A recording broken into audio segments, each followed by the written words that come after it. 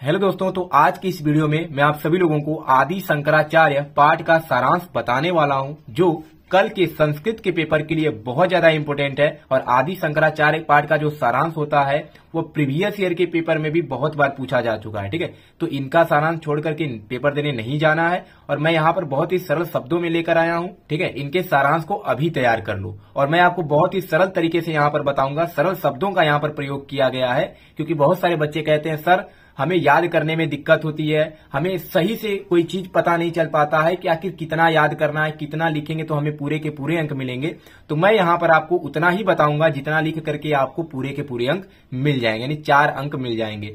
तो जितना मैं यहाँ पर लिखा हूं केवल आपको उतना ही लिखना है और जैसे लिखा गया है वैसे ही आपको अपने पेपर में लिखना है। ठीक है, तो सबसे पहला हेडिंग आपको डालना है परमात्मा के अवतार। इसमें क्या लिखना है कि मान्यता है कि धर्म की हानि होने पर साधु जनों की रक्षा करने और पापियों का विनाश करने के लिए भगवान भारत भूमि पर किसी न किसी महापुरुष के रूप में अवश्य अवतार लेते हैं। ठीक है, ये लिखना है आपको परमात्मा के अवतार में अवश्य अवतार लेते हैं। आगे लिखना है, कहाँ गया, अवश्य अवतार लेते हैं। ठीक है, लेते हैं जिस प्रकार त्रेता युग में राक्षसों का संहार करने के लिए राम के रूप में द्वापर युग में कुनृपतियों के विनाश के लिए कृष्ण के रूप में जन्म धारण किया था, उसी प्रकार कल युग में भगवान शिव ने देश में व्याप्त मोह मालिन्यम को दूर करने और वैदिक धर्म की स्थापना के लिए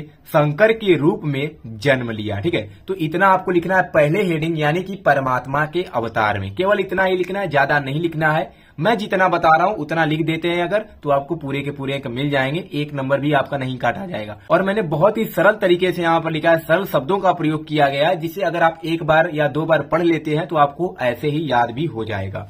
दूसरा आपको हेडिंग डालना है जन्म एवं वैराग्य। ठीक है, क्या है जन्म एवं वैराग्य। इसमें लिखना है कि शंकर का जन्म मालाबार प्रांत में पूर्णा नदी के तट पर सलक ग्राम में सन 788 ईस्वी में हुआ था। ठीक है, इनके पिता का नाम शिव गुरु और माता का नाम सुभद्रा था। ठीक है, इनके पिता का नाम क्या था, शिव गुरु था, और माता जी का इनके क्या नाम था, तो सुभद्रा था। ठीक है, तो आगे आपको क्या लिखना है, तो आगे लिखना है इसी में, यानी दूसरे हेडिंग में ही, कि इन्होंने, ठीक है, क्या लिखना है, इन्होंने 8 वर्ष की आयु में ही समस्त वेद वेदांगों का ज्ञान प्राप्त कर लिया था। बचपन में ही इनके पिता की मृत्यु हो गई थी। पूर्व जन्म के संस्कार के कारण संसार को माया से पूर्ण जानकर इनके मन में वैराग्य उत्पन्न हो गया। इनका मन तत्व की खोज के लिए लालायित हो गया। ठीक है, इनका जो मन था वो तत्व की खोज के लिए लालायित हो गया और इन्होंने संन्यास लेने की इच्छा की, परंतु माता के मना करने पर इन्होंने संन्यास नहीं लिया। तो इतना आपको लिखना है दूसरे हेडिंग में। तीसरा आपको हेडिंग डालना है शास्त्रार्थ में विजय। ठीक है, शास्त्रार्थ में विजय। इसमें क्या लिखना है, तो इसमें लिखना है कि एक दिन शंकर के मन में महान विद्वान मंडन मिश्र से मिलने की इच्छा हुई।